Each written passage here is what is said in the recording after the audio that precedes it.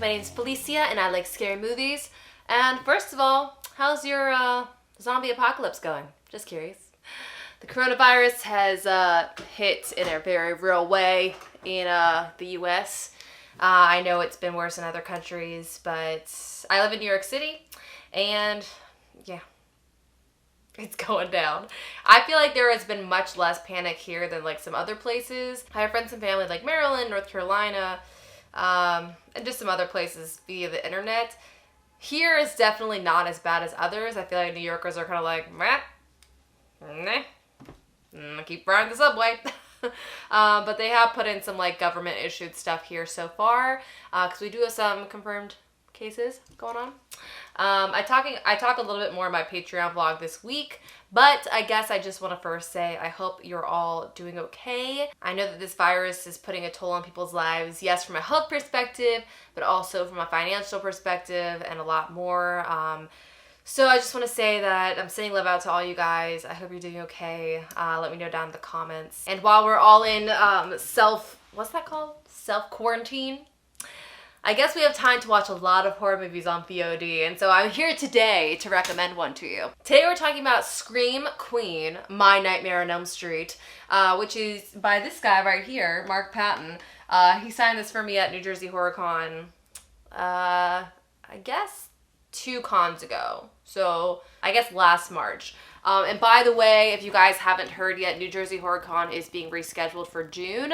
I do go every time to do interviews and hang out with you guys and have a good old time. It has been rescheduled, so I will link that down in the description box if you guys want to see the official announcement. But not canceled, rescheduled. And I remember when we were at that con, he was telling us about the documentary and that it was in post at the time and they were looking at where to start showing it.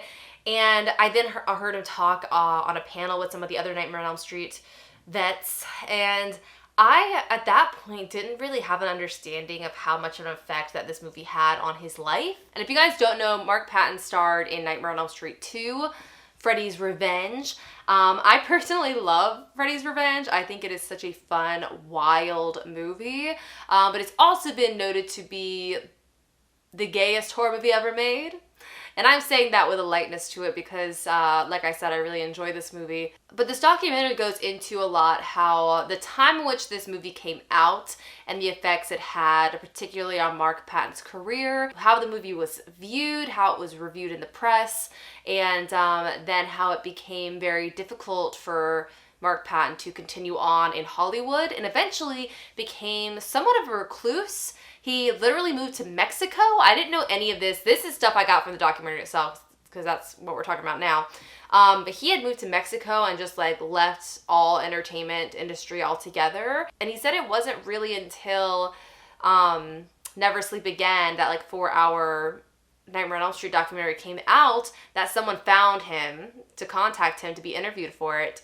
And that's when he started to get back into the world and start to like own this film and started to have an understanding of what this film meant to other people. Because to him, the film kind of ruined his life. But for a lot of other people, it was sort of this first view of LGBT stuff on screen. I remember in the documentary there's some guys that are like, yeah, like that movie was sort of my sexual awakening. And I think since then, like Freddy's Revenge definitely has become a little bit cult classic-y. It is both definitely hated and also beloved by different groups of people. I think whatever you think about the movie is totally chill, but I really appreciate that they decided to make this documentary for a few reasons. One, because I think like Mark Patton's story needed to be told. There was so much more about his life in this movie that I didn't know anything about, and I thought was just, I don't know, genuinely interesting to me to hear about his life, how he got started in Hollywood. The movie also goes into the 80s in Hollywood and the AIDS crisis and how that affected gay actors in Hollywood and even non-gay actors, and how there just became all this like great amount of discrimination. And just so you guys know, there are some key interviews by Robert Englund, Jack Scholder, who directed the movie, Robert Russler, Marshall Bell, Kim Myers, Linnea Quigley's in it, just for funsies mostly, I think, but I love to watch her talk. And then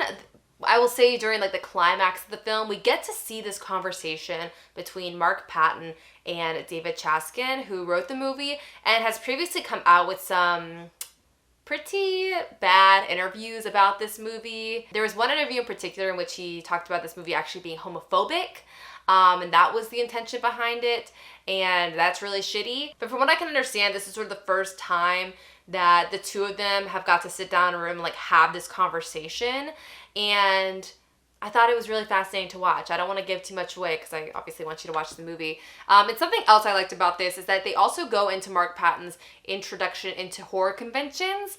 And horror cons are actually something that are really, I would say, newish to me in the last few years. They're not something I went to as a teenager or even a college student. They're something I found now later in life that I go to and have a great time at. But it is fun to also see horror conventions from his perspective, from sort of the person behind the table versus like the audience perspective. So that's also like an interesting part to it, like I didn't expect going in. But yeah, I'm assuming this is gonna be a pretty short video because like how does one review a documentary? I don't know. But I just thought it was really well done. I think it's exciting. It also got me really excited for the queer horror Shudder documentary that's going to come out, I think, in 2020. That's what I thought, but I'm not actually super sure. But I think there is this huge like queer subculture in horror that needs to be explored a lot more. So I was really happy to see how much they went into that in this movie. And then also just obviously very excited for the Shudder documentary as well. But I hope you guys will check it out on VOD this weekend while you're holed up in your apartment eating pasta and drinking. Oh, just me? That's what I'll be doing. Thank you.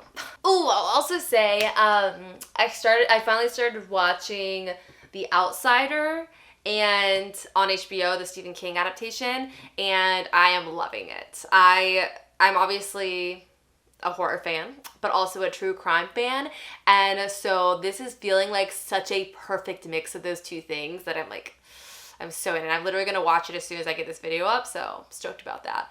But once again, I know everyone is struggling right now with all kinds of things from finances to isolation to depression to anxiety to literal health concerns. So I just want to like send as much good energy and love out to all of you. I hope you're doing okay. Try to relax as much as you can. Get what you need. Take care of yourself. Take care of your families. And do what's best for you. That's all I can say right now. I don't know. We're learning more every day. And also, if you guys want some more like interaction with some people, remember we do have Horror Movie Club every Tuesday night at 8 p.m. This week we're talking about Scanners. It's David Cronenberg month on my channel, so having some fun with the body horror. So yeah, I hope you guys will come hang out there. But I think that's it. I'm sorry I'm just rambling, but I know this video is really short, so I figure I'll just talk. But anyways, have a nice scream, guys. Be safe.